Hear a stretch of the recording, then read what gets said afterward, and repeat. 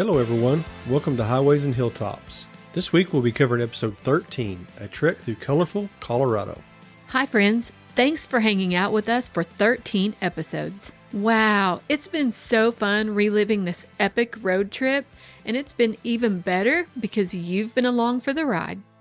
Okay, Charlie, before we go much further, I'm afraid I have a confession to make. What's that? In our last episode, we were discussing the balanced rock we saw in Arches National Park. Do you remember? I do. And you made a reference to Looney Tunes. Do you remember that? I do. Well, I may have misspoken.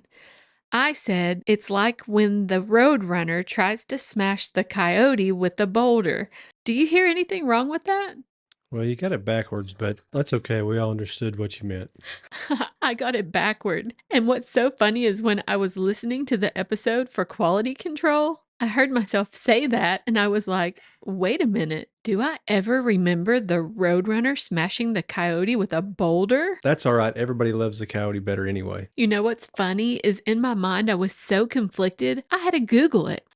You need to watch more cartoons. All right, folks, let's jump right in. Today, we are waking up to a cool, crisp Colorado morning. It is a nice reprieve after leaving Nevada and Utah. You know what's crazy? We didn't even drive that far, and here we are in a pretty big weather change, and I'm loving it. We are definitely summer mountain people. I mean, if you give me a choice, I am always going to pick the weather where sweatshirts are good in the morning, shorts in the afternoon, and you might have to run the RV heater at night. I'll take that any day. Now, we haven't really tried to winter in the mountains, and I'm pretty sure that I'm probably not cut out for that. But in the summertime, I'm always going to pick it. Absolutely. That's what I love about Colorado. It just seems like the weather is always nice and it's just so beautiful. Pretty soon we'll do a little winter trip, maybe a snow skiing trip or something like that, and camp out and see if there's any differences we can bring up. Yeah, that would be fun. So we are at the Glenwood Springs West Colorado River KOA Holiday. It is located in Silt, Colorado, but it is very close to Glenwood Springs, and so that's why it's called Glenwood Springs West KOA. And man, talk about a nice KOA. This thing is crazy nice. Yeah, when you're looking for these KOAs and you see that little holiday on the end of the tag, get ready, they're pretty nice. Yeah, it's got all of the amenities that you would want. It is seasonal, so it's only open from April 1st to November 1st of each year. I'm sure it's because of winter weather. A lot of the mountain KOAs we have noticed are seasonal, like the one in Glacier is only open from May to September. You'll want to keep that in mind if you're traveling in the winter, and just know that your RV spaces and also the hookups that are offered during the wintertime, those could be conditional on weather. But this one has a big clubhouse that doubles as a welcome center. Inside there, you can find a convenience store, a lounge, a game room, a TV, a library, the on-site laundry room, showers, and changing rooms. Yeah, when you're coming through this area at Glenwood Springs and you're looking for a KOA, this is definitely one you want on your list. And it seemed pretty economical. Yeah, I think it was. Especially for a holiday KOA. Yeah, and if you have kids, it had that great big pool. Remember seeing that? Yeah, and sometimes on these drives, if you can stop at a place like this where there's lots of things to do, it really does enhance the vacation. It really does. And remember, this KOA also had that big playground and that canine dog park thing where you can actually turn your dog out in a fenced area and they can run around and things like that. Yeah, and this one has the Colorado River running through it. So as we're doing these and I'm thinking back how many fishing opportunities I missed. So the next time we go through here at Glenwood Springs, I'm definitely going to plan a little time to get some fishing in. Yeah, that definitely looks like some kind of trout fishing there and right on the edge of the KOA property too. I did read that there's boat access to the river right there at the KOA. Yeah, I'm really interested in checking this place out, a little bit further with the fishing. There's all kinds of guides all over Colorado, so I'm sure there's something there. I just don't happen to have it this time, but definitely a nice place to get out, stretch your legs, beautiful scenery, and definitely can walk for miles down this stream for sure. Yes. This isn't even a complete list of all the things this KOA has to offer. Take our word for it, this is a very nice RV park. And it also has some pretty cool options for camping. Yeah, we've said this before, but if you're not an RV owner and you're traveling, these are nice places to stop at rather than a hotel. If you're like me, you kind of hate hotels, you've spent a lifetime of those for work trips and things like that. To be able to pull into a place like this, it's so beautiful, and then have some kind of alternate means of stay would be really, really nice. Yeah, they've got deluxe cabins and camping cabins. I'm sure if you would rather rough it, that's probably what those camping cabins are all about. They also have tent sites, and you can sleep in a teepee here. Hey, if you're pulling over for the night and you're going to camp and you're just going to place to sleep and maybe have a campfire, those teepees look pretty good. Yeah, and you don't even have to bring your own tent. So that's a really good option, and it sounds like a whole lot of fun. This KOA is 17 miles from Glenwood Springs, where they have the natural hot springs. I certainly wish that we would have had more time to carve out to go visit Glenwood Springs, and I definitely want to go back and spend some time there. And I'm going to get in a natural hot springs. I just haven't mustered up the courage to do it yet. Well, that's the beauty of these trips. We always say it, second time's even better, right? Yes, that's true. This KOA is also located 5 miles from the old west town of Silt, Colorado. In Silt, they have a historical park that features restored log cabins, a country store, and an old schoolhouse. Essentially, it is a historical park that's set up like an old west town. This sounds right up our alley, so we definitely have to go back to this area so we can go see this and spend some time in Glenwood Springs. Yeah, absolutely. When you get across Colorado, you get to looking. There's lots of places like this. There's lots of old mining camps and things like that. So they're fun. Definitely a good place to stop. And we talked about, we do some pretty long drives, sometimes 8. I've even seen some 10-hour days. But when you're doing stuff like this along the way, it's not really a 10-hour day of just driving. So it makes it a lot better. Oh, yeah, for sure. Another cool thing about this region is that you're within an hour's drive or a little over an hour's drive to all the big ski places. Breckenridge, Vail, and Aspen are all reachable within just maybe a little over an hour. So it is a really cool region to go hang out in. Well, if you haven't noticed on all of our trips, there's a lot of variety, right? So even the one we're planning here next week, Yeah, so much variety. I mean, I just think that sometimes going to one destination for us is not a lot of fun, and we like to stay gone for a while. And let's just face it, when you live in central Oklahoma, or northeast Oklahoma, every place seems like it's a pretty good little distance. So the more you can mix things up, the more things you can see on the way. If you think about it, we've seen what, 26 states now, something like that. gosh, yeah, at And least. that's just getting started. So you think there's 26 states we visited, and all the things we've listed that we've got to do has been awesome, but there's so many more things. So it's going to take a lifetime to see all this stuff. And so that's kind of the fun part is Yeah. keep looking, keep looking, keep looking. So Actually, I think that 26 state stat belongs to Traveling Scout.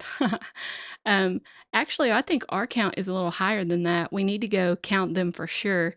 And your count is bigger than mine because you have traveled farther into a lot more states for work than I do. and if you hear him in the background today, I have to say he's just came back from the vet. So he's prepped for his 2025 road trip. And so he's a little bit mad at me right now. But anyway, Yeah, those shots, ugh, they just make him have a little fever and he gets sore in his hindquarters and up in his shoulders, and it kind of makes him grouchy. but the good news, he's ready. He's ready for this trip. So we have a lot of fun with Scout. Yeah, unfortunately, if you're going to have your dog in a place where there are a lot of other dogs, you do have to get that Bordetella shot. And I'm pretty sure that it's the one that makes him so sore and just pretty grouchy. Also, he did get his toenails cut today while he was at the vet, so I'm sure he was loving that. Maybe that's why he's milking it so hard today. He's not much on the vet. He's not much on doctors at all, but he is part of the road trip team. Yep. So we take good care of him. Definitely the sour part of the Sour Patch personality he has comes out on days when he has to go to the vet. And I felt so bad because he was so excited to get in the truck this morning. And I don't know where he thought we were going, but I know that the vet was not on his mind. And the whole time I was like, oh gosh, I know where he's going, but he's so happy to be in the truck. It kind of made me feel bad. And a matter of fact, the first pick you'll find this week is Scout here at Glenwood Springs. Yeah, I snapped this picture on our morning walk, and if you'll zoom in, you can see that Colorado River that runs right beside the KOA boundary in the background of that photo. It was a nice, cool morning, beautiful scenery, the sun was shining. Oh, it was just a great place to be. And we actually pulled into this park after dark, so we honestly had no idea the beauty that we were going to be waking up to. Yeah, and everybody loves that 72-degree mountain weather. It's just fantastic. Yes, it was so beautiful. So, if I remember correctly, when we woke up today, we weren't really 100% sure what we were going to do. I mean, we had kicked around a few plans, but we hadn't really landed on anything yet. So, do you want to tell them what we ended up doing? Well, so we don't talk about this a lot or haven't talked about this a lot yet on the podcast, but I love to snow ski. And Weston loves to snow ski. Yes. So the next place we're going to go is Aspen, which we've never been. We've never skied there. So this is all brand new to us. So we wanted to see it in the summertime and see what it was like. All those slopes, it's kind of crazy. They look so much different in the summertime. So we wanted to get to Aspen. We wanted to go down there and really look it over. And Aspen is a very, very nice place, very high-end place if you haven't been. So yeah, so we head over to Aspen, and right away, the first thing we did was the ski lifts. Yes, the Silver Queen gondola. And believe me, it definitely deserves that name. It looks so majestic as the different gondola cars are streaming up and down that mountainside high above the town of Aspen. And talk about a beautiful town. I don't even know how to describe it. The closest I can get is if you think of Aspen from a Hallmark movie, well, that probably is what it actually looks like here. It is such a cute town, just nestled into the mountain there, and it's everything that I think you would hope Aspen would be. Yeah, and I mentioned it was high end, but the funny thing there's a picture in there too that is the Christian Dior ski lifts. Yeah. I realized right then we're probably in a pretty nice neighborhood if the ski lift says Christian Dior. Yeah, this is an enclosed gondola style ski lift car that is fully wrapped in a Christian Dior design. So I think there's some shopping in the area. The fact that there's a Christian Dior designer wrapped ski lift car on the sidewalk tells me that it's probably a little above my pay grade to shop there. There did seem to be a lot of restaurants down that main road through the middle of downtown, and they seem to be pretty full. A lot of patio style dining, and parking's a little limited. We did find a place to park with the van, but you have to parallel park along the side of the streets there, and it can get a little tight and cramped. So if you visit downtown Aspen, you might have to do a little bit of walking. And if I remember correctly, there might have been a few shuttles around as well. It wasn't as bad as San Francisco at the wharf, Yeah. but yeah, it was pretty crowded. So a little background, we have skied Red River, which we like. Yep. We have skied Taos, Yes. which we like. Actually, I think we've skied Taos twice. And there's a story about Taos that we're going to have to tell someday. Yeah, so I mean, we've kind of got a little bit of background on the snow skiing, and they say Taos is a pretty tough mountain. But when I seen Aspen, wow, this thing, it looks tough. Even in the summertime. Yeah, even in the summertime, it looked tough. Well, as someone who probably needs to go spend some time in ski school, I can tell you, I was looking for what I would think would be a small or short run area, and I couldn't find one. Everything looks steep to me. I always think, I can't believe that people ski on that when I see them in the summertime. So yeah, so we get on our little Christian Dior ski lift, and we start heading up for the mountain. Very high end lifts. I mean, very fancy. And we started up, and immediately you could see real steep place. It always amazes me when you see it with the snow gone, how rough it is. And then when you're skiing it doesn't, feel that way. Rocks and lay down logs and stumps and you name it. It's just snow skiing to me is kind of crazy. It's literally like you've cleared the side of a mountain. It snowed and let's go. Yeah, it's wild. It actually makes me feel anxious to see all that stuff that's just under the snow. I'll be honest with you. When we do this, I'm looking for that moderate hill. I don't want the bunny slopes, but I don't want the black diamond. I want that kind of moderate hill where I can really enjoy it. Because for me, when I'm snow skiing down a hill, I'm in the mountains again. So the same thrill I get when I'm hiking these mountains is the same thrill I get when I'm snow skiing these mountains. So I want to avoid, I'm trying to figure out that route that keeps me off that black diamond, which the difference is just you got to be so athletic, right? It's strenuous. But if you get that mediocre one, you can enjoy it. And so I think snow skiing is one of those sports that's for everybody. You just kind of have to know what you're doing as far as what mountain you tackle and things like that. And there's lots of stories behind that we won't get into. But anyway, so we're headed up the mountain in these beautiful lifts, Yep. and we get to see the whole mountain. Really a cool thing to do in the summertime. Never really thought about this before until we got here. But we get up the mountain, beautiful, and we get to the top, and wow. Wow is right. I took progression pics as we headed up the mountain in the gondola. And the first couple, you can see the town down below, and it just starts getting smaller and smaller as we make our way up the mountain. We finally go over a ridge in the mountain, and the town below disappears completely.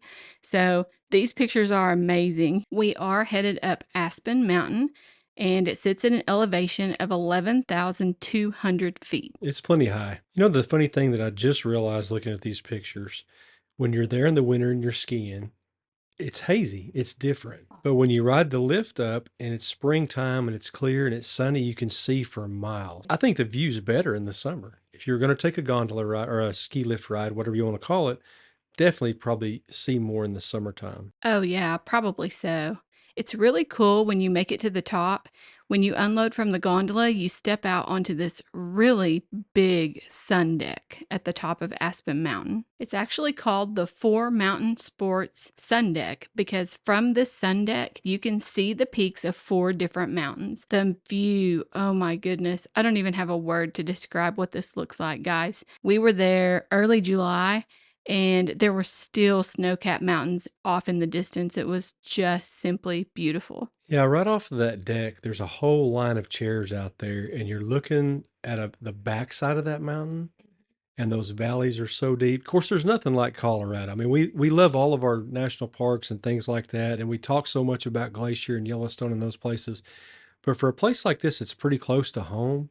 Colorado is really, really hard to beat. But sitting on that deck again, looking at those valleys, inside there's food, there's gifts, there's things like that. Yep. This it's just so cool to be on top of a mountain in this beautiful log lodge type of deal, surrounded by glass, looking down to those mountains, and it's snowing up there. I mean, like especially when you're there skiing, it's just gorgeous.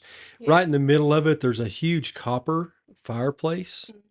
And so you can go up there and warm up. I can just imagine going here and really spending some time in this lodge. Yeah, I definitely agree that Aspen needs to be high on our make this a winter trip list.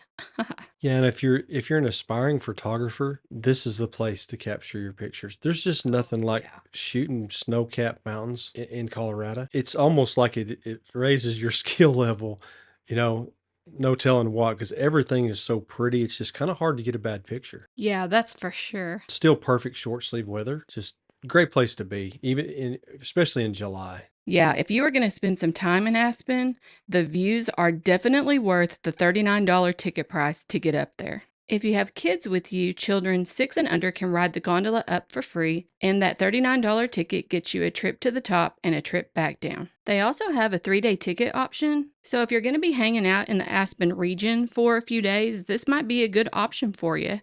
I'll throw a link in the show notes for you to the Aspen Mountain, and somewhere on that webpage will be information about ticket pricing for the Silver Queen gondola and also operating hours, which you're going to want to check out. They do offer a few different activities up on the sun deck during the summertime, like yoga and live music, and of course there's dining options up there and a gift shop. The sun deck also gives you access to 4 separate hiking trails from what I read, so there are plenty of things to do to have fun on the top of Aspen Mountain during the summertime. So the Aspen Mountain Sun Deck, we give it 2 thumbs up. For sure, a great place to visit. Riding the gondola was a cool experience. I think we would for sure do that again if we find ourselves back in Aspen. But we were getting hungry, so we decided to trek back down the mountain and check on the boys who had been asleep in the van while we were out gallivanting around, which is another reason why I love the mountain air. It's cool enough that you can open up a sliding window in the van, turn a fan on, and the boys can make it in there for quite a good amount of time without heating up or getting us having to worry about them getting too hot. I really hate that Weston wasn't feeling the greatest this day because he missed that trek up Aspen Mountain. This is one of those places that would have been right up his alley. He would have loved it. And I know we're going to have to go back so that he can go up to the top with us and see the views and check out the lodge and go to the gift shop. And it was just so cool. But he kind of fights off migraines, and he was not feeling the greatest, fighting off a migraine this day, and he opted to just stay in the van and sleep and hang out with Scout while we went and did the gondola ride up to the Aspen Mountain. Yeah, so for those that are maybe thinking about what RV you're going to buy or thinking about your purchase, we like to kind of stop as we're going on these trips and talk about some pros and cons. Here's one of the cons to the van. If it gets warm and you've got pets in there, there's really no way to keep them cool. So we ended up taking that a couple hours on the gondola rides, and then we came back to town. So just sharing one of the cons. One of the pluses is you can park it anywhere and it's super convenient. But one of the cons is you definitely have to kind of watch because the ACs won't work as you're traveling until you start the van. Yeah, that's true. We did have a lithium package in this van, and I think when we bought it, we were kind of new to all that. And from what we understood from the salesman, that you could go off grid and run the AC for at least a few hours, but that was not the experience that we had. At least as far as we know with that rig, when you start it and you're going down the road, it has a way of charging those lithium batteries back. It's called an underhood generator, and it works really good. But again, we parked in town. We wanted to go eat, and if it's cool, no problem. We can turn on a fan and the dog's great. But if it's really hot, we can't do that. So it's a little bit of a limitation with the van. So it's got its ups and downs. Convenience is fantastic, but being able to take care of your pets for long periods of time is a problem. We've even wanted to pull up to an amusement park before and leave the dog in the van, and you just can't do that. And so just one of those cons. Definitely the biggest con I can think of our entire van ownership part of life. Because for that one thing that was kind of a headache, there were so many other things that we loved about having the van. And when you had good weather, or even if it was cold outside, it will run the heater. So if it was cold and we wanted to go do something, Scout was fine. He was cozy in his giant rolling doghouse, and it worked out great. But in the summertime, when you're in a hot environment, it just wasn't everything I thought it was going to be going in. I've heard rumors that there's some packages that will do that. I would just caution anyone who's purchasing, go ahead and test it before you buy it. Turn it on and see how long it'll last. So on the side of the van, or inside of the van, I should say, there's a meter and it tells you how many hours that will run off of those batteries, depending on what devices are on. And typically we could only get about 30 minutes or so out of those lithium batteries on the AC. And the downside to that is you're pulling batteries, a couple of lithium batteries completely full charge to nothing in just a half hour. It just doesn't seem like a good use of resources to me. So anyway, We just went driving around Aspen. We were enamored with the beauty of the town and the surrounding area, and we just wanted to see more. We had a little bit of time, so we decided to go driving around. And what we found was, while Aspen Mountain is definitely a premier ski run in the area, there are lots of ski runs around the Aspen region. And we happened upon a ski run that was like right kind of nestled into a housing addition. Do you remember that one? so this area is definitely how the two percenters live. Very, very high end. These homes had to be $5 and $10 million homes in this little area. Had their own private golf course in the mountains, which was fantastic looking. Had their own private lifts and ski lanes, which is also really nice. We drove in there and drove around a little bit, and we kind of got some eyeballs, maybe a few scowls even. But yes, it's a beautiful place right there close to Aspen. And the nice thing about this whole area, and there's even a little airport there close where you can fly into. There's not a spot in this area that's not gorgeous. Yeah, it kind of reminds me of that Jackson Hole vibe. Yeah, these were definitely titans of industry, I guess you might say, but beautiful, beautiful places. Yeah, for sure. We found a parking lot that seemed to be connected to a walking trail, and it had a big footbridge there. It ended up being the Terrell Wade Bridge that sits high above Maroon Creek, a beautiful creek flowing out of the mountains. We took Scout for a little walk. There's a picture of him out on the photo gallery, standing on that big Terrell Wade Bridge. I believe this bridge leads down to the rec center and a shopping area just outside of that housing addition that we were talking about. And this may be the stop that got us those scows that Charlie mentioned earlier. Okay, so once we finished up in Aspen and have decided that this is definitely a place that we're probably going to want to try to plan a trip back to, we hit the road headed toward the panhandle of Texas to spend a few days with our grandkids and our big kids. And we decided we would drive Colorado Highway 82. So, those of you who are familiar know that we are heading straight for Independence Pass, which, when I mapped it, did show to be the shortest way to get to our destination. Now, if you don't drive in the mountains a lot, I'm just going to give you a heads up that anytime you see the word pass behind a name, it generally means it's the scenic route to get to your destination, which means it's probably going to be very, very beautiful. And it might also be a little scary. So I would definitely say that that's a great description of Independence Pass. The Colorado Highway Department does have restrictions on Independence Pass, and those restrictions are for vehicles over 35 feet in length, including trailers. Those are prohibited from using the pass. The restriction applies between mile point 47.2, which is on the Aspen side of the mountain, and mile point 84.2, which is on the Leadville Twin Lakes side. The restriction is in place because of tight curves, steep inclines, and narrow lanes on some sections of the pass. And that comes directly off of the Colorado Department of Transportation's website. And I definitely agree with all of those things. We experienced them, we saw them, we made it just fine in our van. We were happy that we had the engine brake, but there are definitely some blind curves. And when we drove Independence Pass, there was quite a bit of construction on it. There are many places that are tight curves. One side you're against the mountain, the other side pretty much a drop off. There may or may not have been a guardrail in some of those places. It was making me a bit queasy as we drove up through there, just kind of putting a lot of butterflies in my stomach and anxiety in my chest to look out the passenger side window, because of course I was on the open cliff side. But there were many places where the road seemed to be washing really near the white line, and that was just making me nervous. Other than that, it was such a beautiful drive. I would definitely do it again. I just would probably keep my eyes more fixed on the road than looking out the side. I really wanted to take some great pictures so I could share with everyone, but I just couldn't do it, y'all. Yeah, Independence Pass is like 12,000 plus feet in elevation. It's something to see. I'm glad we went over it. Beautiful and it's something to see, but it is a little treacherous. It is.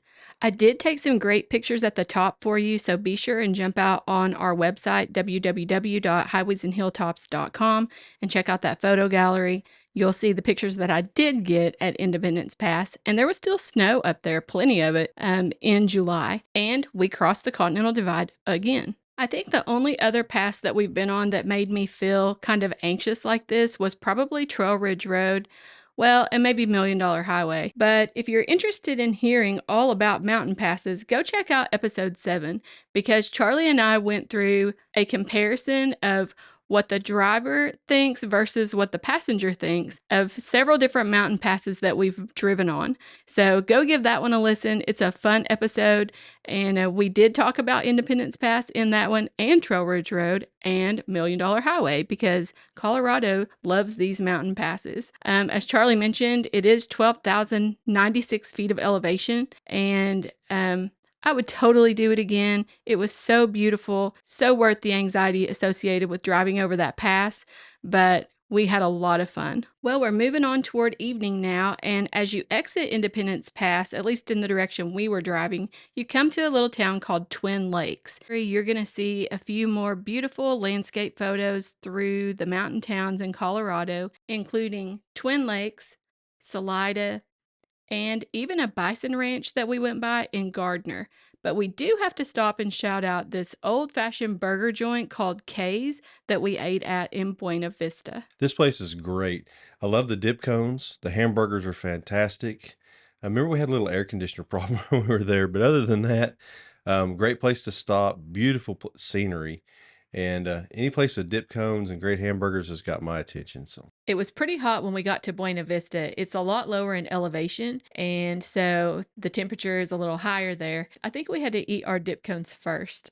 yeah, we had our dip cones in about 2 minutes in the parking lot, but that's okay because we had hamburgers coming and it was all real good. So Yeah, and I had their onion rings, and those were really great too. good place to stop. It's right on the way, right off the edge of the road, and so really pretty place to stop as well. So we highly recommend Kay's. Yeah, shout out to Case for that great burger that got us on down the road. Well, folks, after 5,000 plus miles and lots of hours, we are 8 hours from home. And we're going to hang out in Texas for a couple of days to celebrate our granddaughter's birthday.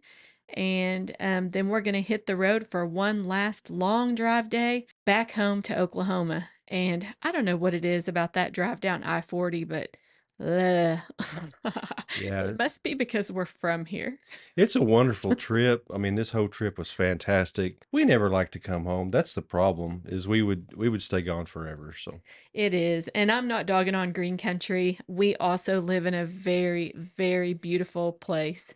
We just kind of take it for granted because we see it every day. yeah, we got some places in green country we really love down south, Broken Bow, some different places, but yeah, these trips coming out of the mountains, and they're just hard to leave, hard to want to come home. Yeah. Well, Charlie, do you have any closing thoughts about this 5,000-mile trek that we've taken around the United States? Well, I mean, I say this a lot about how economical things are, but it's really great to take a vacation with your family for that length of time, and it's not super costly. Your national parks are a wonderful gift. I mean, Hmm. to be able to get into an attraction like that for a little of nothing, and they're all beautiful, and so they're just great to have those. And so I would just say it's.